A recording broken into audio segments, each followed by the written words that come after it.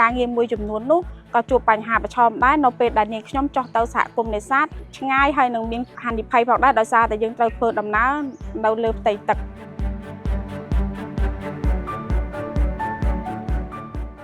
នាងខ្ញុំបានចូលរួមអនុវត្តគម្រោង Coffee Capture ចាប់តាំងពីឆ្នាំ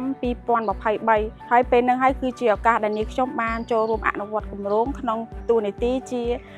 រដ្ឋបាលនិងគណនេយ្យខាងគម្រោងគាត់មានជីវៈបណ្ដុះបណ្ដាលជាហូរហែអញ្ចឹងធ្វើឲ្យយើងកាន់តែជួបបទពិសោធន៍ថ្មីៗជាច្រើនហើយពេលដែលយើងត្រឡប់មកវិញគឺយើងអាចយក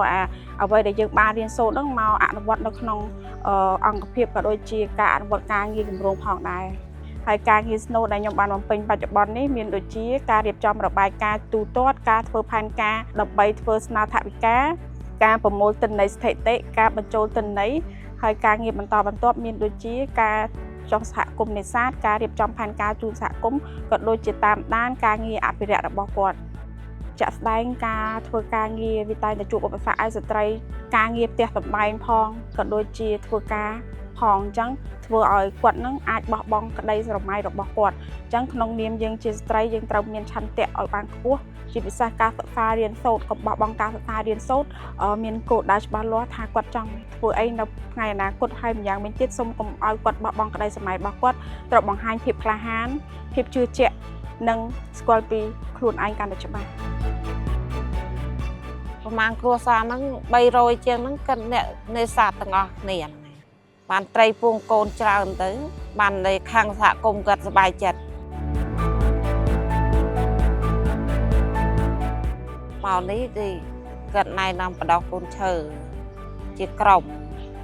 ដែលស្រី5ប្រុស5ខ្ញុំមុនដំបូងខ្ញុំបដោះកូនរាំងហើយបានតែពួកគាត់យកក្របពូជមកបដោះដើមម្ដេញតាមវគ្គអីហើយម្ដេញហើយដើមសដាន់នេះនឹងដើមផ្ទោលដើមអីទៀតបដោះលាយវាគាត់ដាក់ផ្នែកគ្នាណាវាមិនសូវពិបាកបានទេព្រោះនៅវាដីវានៅចិត្តនឹងផងទៅយើងកាយច្រកទៅអ្នកដាក់ក្របទៅអ្នកច្រកទៅប្រុសដូចថា5 6នាក់អញ្ចឹងគិតអ្នកកោបដីព្រោះស្រីទៅលើករបស់ធ្ងន់អាកោគិតដូចជាប្រុសដែរ35,000ដូចគ្នាទូទៅប្រាក់ចំណូលខ្ញុំមកជួយខាងក្រុមគ្រួសារខ្ញុំខាងកូនរៀនផងហើយណាមួយជួយខាងសហគមន៍ផងត្រីកើនឡើងមកព្រៃឈើយ៉ាងច្រើនបាន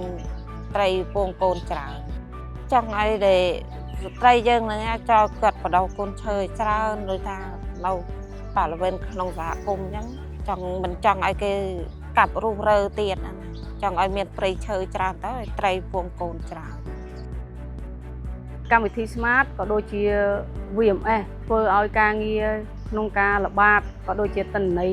ទូកនេសាទយើងកាន់តែប្រសើរឡើងនិងមានតម្លាភាពជាងមុន